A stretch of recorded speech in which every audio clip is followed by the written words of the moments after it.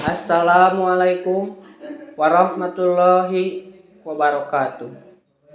Sampurasun. Langkung ti payun, hayu urang muji syukur kana Maha Gopur, muja kana Maha Kawasa, Pangeran urang sadaya, Allah Subhanahu wa taala.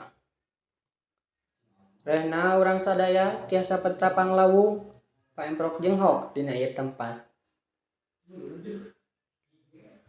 Shalawat miwah salam kasanggakeun ka junjungan urang sadaya Kanjeng Nabi Muhammad sallallahu alaihi wasallam. Teu hilap oge kasanggakeun ka para sahabatna, ka kulawargina, dugi ka urang sadaya salaku umatna.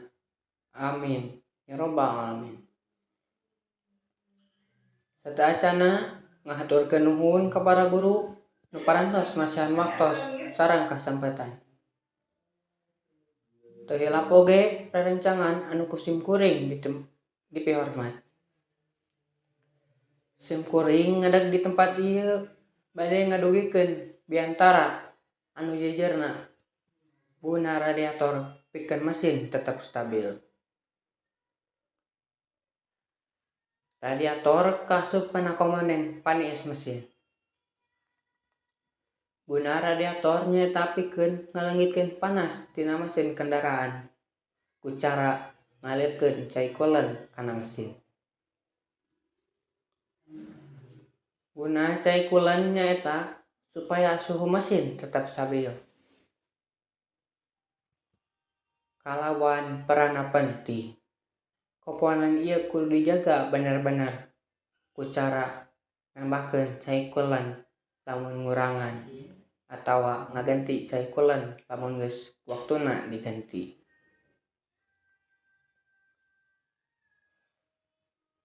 Kasimpulan tina ieu biantara nyaeta yen radiator teh mangrupakeun komponen anu penting, jadi kudu dijaga bener-bener ku cara nambahan cai coolant lamun geus ngurangan atawa ngaganti cai coolantna lamun geus waktuna diganti.